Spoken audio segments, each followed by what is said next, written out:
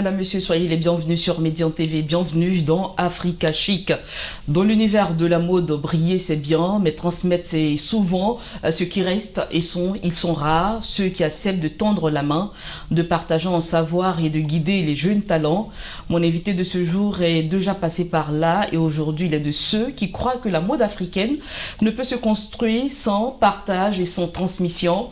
Que laisse-t-on aux générations futures? Comment forme-t-on sans formater? Peut-on inspirer sans imposer? On en parle donc avec Youssouf Tall qui n'est plus à présenter. Youssouf, bienvenue et merci d'être avec nous. Merci à vous de m'avoir invité et plaisir. Plaisir partagé. Alors, avant d'aller un peu plus loin, je propose de voir un reportage sur la 3e édition de Vitrine Mode qui a une fois de plus tenu toutes ses promesses, mettant en lumière les jeunes étoiles montantes de la mode africaine. Entre podiums vibrants, créations audacieuses et regards d'experts, l'événement s'impose comme une vitrine incontournable du savoir-faire ivoirien et continental. Retour donc sur cette célébration de l'élégance avec Zénab Dosso et Ferdinand Kwapou.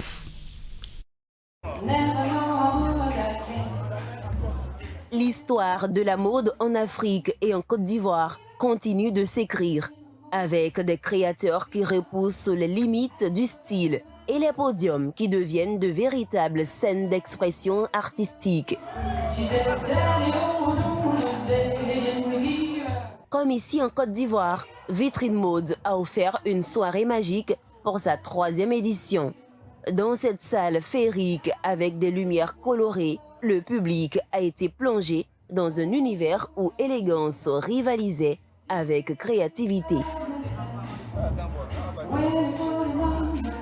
Sous les regards admiratifs du public et l'œil expert des membres du jury, 14 mannequins se sont succédés sur le podium, d'abord en tenue rétro inspirée des années 80, puis dans des créations diversifiées.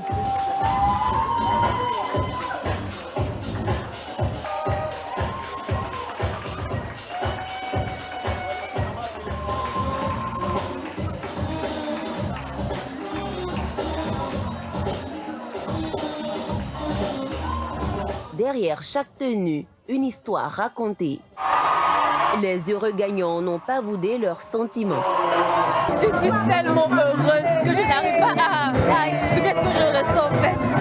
Lorsque j'ai entendu le numéro 4, je n'arrivais pas à réaliser que c'était moi en fait la gagnante. Et là, je suis tellement heureuse. Après Vitrine Mode, je compte me perfectionner surtout. La compétition a aussi mis en lumière 6 jeunes créateurs de mode pour faire valoir leur création. Dès le départ, je venais à ce concours, c'était par expérience et avec la détermination, le travail, le courage, ça payait. Les créations proposées ont séduit le jury et les initiateurs de Vitrine Mode. La qualité aujourd'hui du choix des mannequins depuis le casting, avec les panels et puis avec le lancement, on a remarqué qu'il y avait vraiment une réelle assurance au niveau des mannequins. Même les stylistes, on a été agréablement surpris sur le travail, la finition, sur la créativité. Et franchement, les stylistes ont leur place, ont leur mérite, même en dehors des frontières de la Côte d'Ivoire, d'aller très très loin. Et aujourd'hui, je pense qu'on n'a plus de limites. Je suis très satisfaite pour cette 3e édition, c'est une grande réussite. Et puis je remercie le Seigneur d'avoir permis que cette soirée soit avec la saison des pluies. Vraiment, on a eu du monde et puis la soirée s'est bien passée. Plusieurs distinctions ont aussi été remises, entre autres la meilleure compagnie de danse, meilleur talent haute couture et meilleur designer avec la présence de l'ambassadeur des Pays-Bas. Une autre page s'ouvre déjà pour Vitrine Mode. L'édition 2026 s'annonce avec des innovations.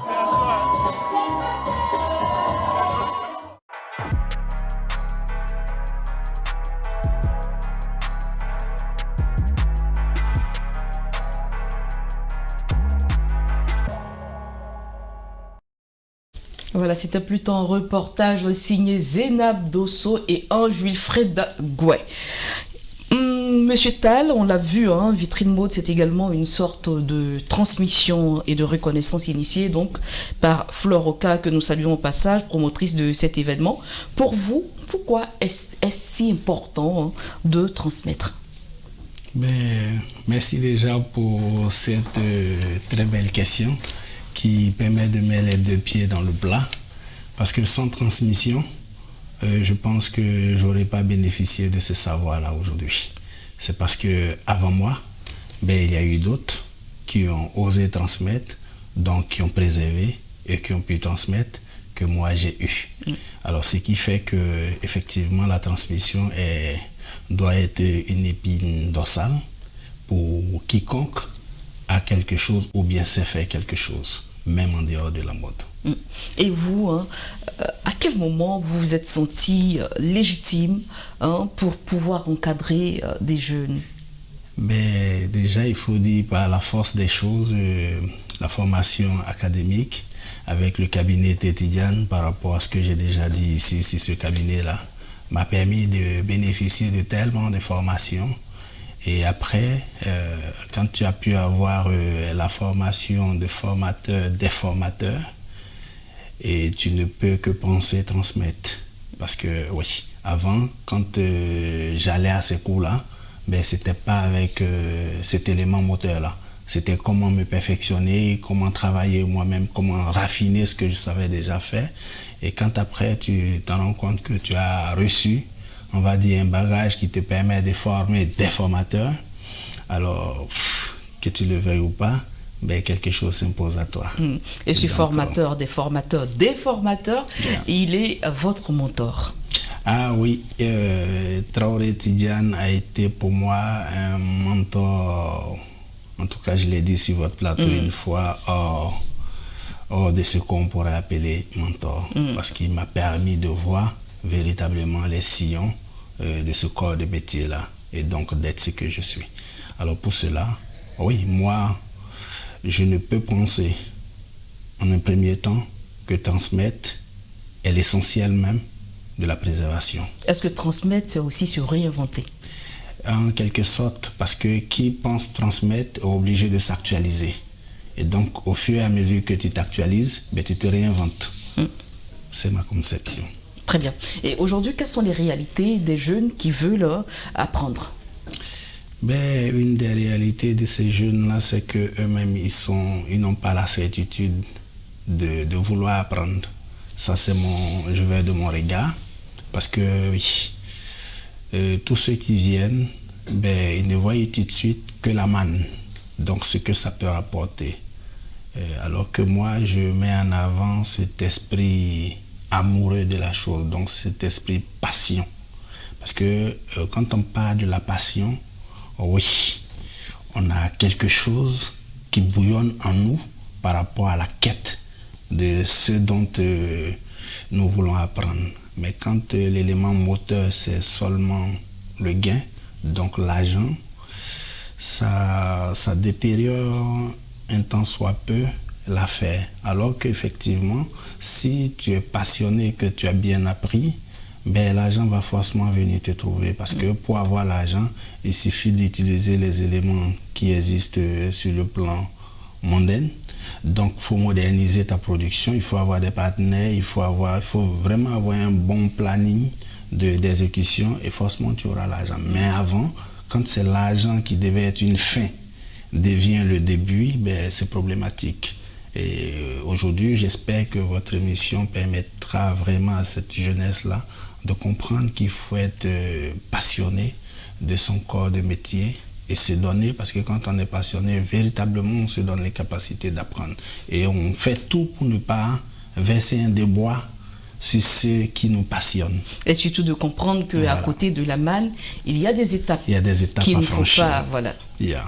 Voyez, j'ai pu vous dire ici, lors d'une émission, que nous, à notre temps, les différents patrons, quand on apprenait sur le tas, mais se cachaient pour faire la coupe, de sorte à ce que tu ne voyes pas. Et nous, la génération de 96, quand on est venu, on s'est dit non, on n'a pas besoin de cacher ce qu'on connaît, il faut apprendre.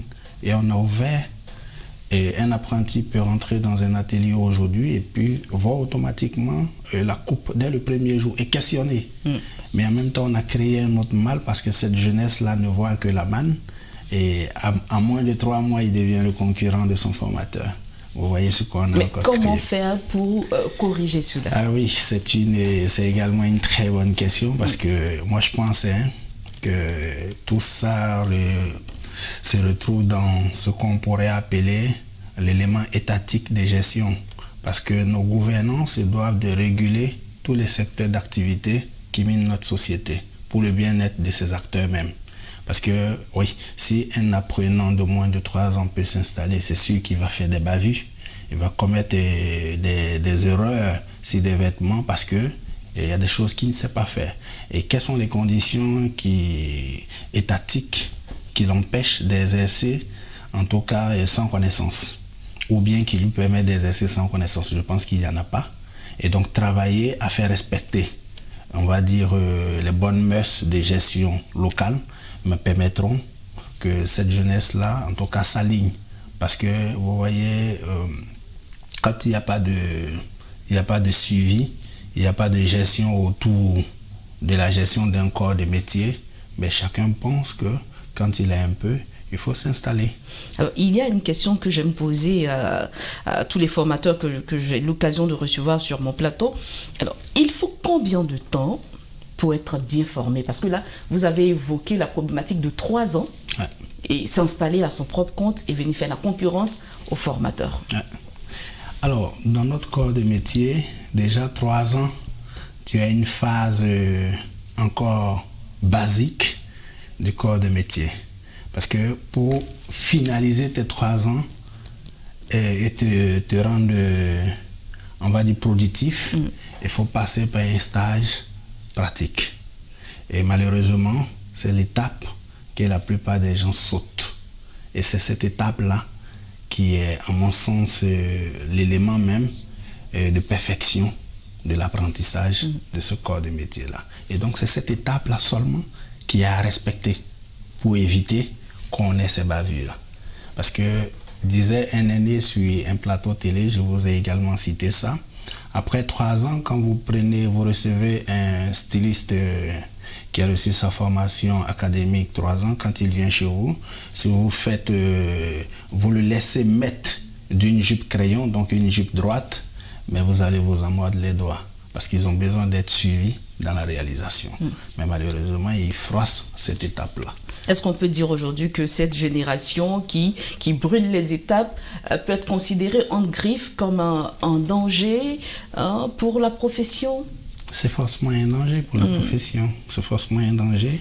C'est vrai que c'est quelques brebis que nous citons, parce qu'il y a quand même certains, en tout cas je pense la majorité, qui se permettent, qui se donnent le temps de véritablement remplir ces conditions-là avant d'aller s'installer. Mais il y a ceux-là également qui sortent des mailles que nous sommes en train de décrier. Et pour cela, ils sont véritablement en danger. Et ils se doivent de se remettre en cause parce que ce qu'ils vont chercher, dans ce vers quoi ils s'empressent d'y aller, forcément viendra les trouver.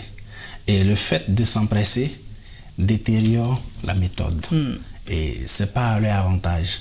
Donc moi je pense qu'il ne serait-ce que cette phrase-là doit les amener à se remettre en cause et surtout arriver au stage de perfectionnement. Très bien. Alors est-ce que l'enseignement aujourd'hui de la mode est assez professionnalisant chez nous? Ah oui, je pense bien. Sinon je réponds exactement pas oui parce que tous ceux qui passent par moi, je suis en tout cas transmetteur, mais je suis pointillé et en tout cas, je pense qu'il est temps que je vous envoie un témoin. Très bien. Et j'allais justement poser la question, est-ce que vous avez l'un de ces talents-là que vous avez formés qui aujourd'hui est installé, qui est reconnu et qui continue de faire son petit bout de chemin? Ah oui, il y en a plusieurs. Il y en a plusieurs. Je vais aujourd'hui peut-être me permettre de citer un qui, quand je venais ici, on s'est rencontrés. Et Adamo qui est installé à Adjamé, 220 logements, qui fait un bon nombre de chemins. En tout cas, moi, je suis très fier de lui parce que c'est quelqu'un qui s'est donné à l'apprentissage. Et aujourd'hui, tous ceux qui vont chez lui, en dehors de ceux que moi-même je lui recommande, c'est que des fleurs. Et ça fait plaisir. Donc, pour lui, oui. D'accord. Et si on peut se le permettre, hein, que manque-t-il encore à nos écoles ou ateliers de formation de nos jours? Beaucoup de choses. C'est vrai que beaucoup est fait. Il y a le cadre dont je parlais tantôt. Il y a également le sens industriel de la production.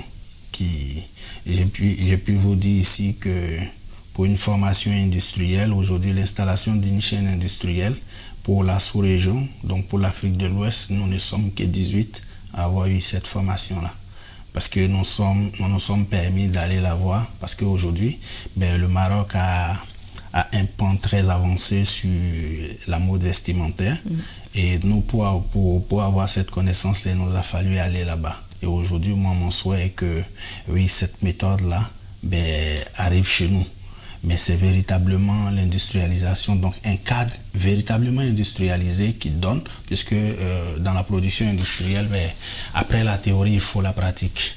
Et quand tu n'as pas de cadre pratique, mais moi-même qui suis en train de parler, et nous-mêmes les 18 de l'Afrique de l'Ouest, c'est toujours notre réflexion autour de cette industrie et qui va remplir véritablement ces normes-là.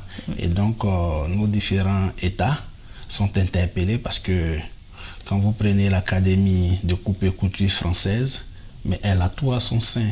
C'est parce que l'État y a mis du sien. Et moi, je pense que notre corps des métiers aujourd'hui mérite que, avec le sort, donc l'évolution de la Côte d'Ivoire, mérite que notre État, en tout cas, s'y penche sur la question de sorte à ce que, oui, nous ayons véritablement cette industrie de transmission. Très bien. Merci. Et selon vous, à quoi ressemble un bon formateur dans la mode? Moi, je n'ai pas envie de dire qu'il me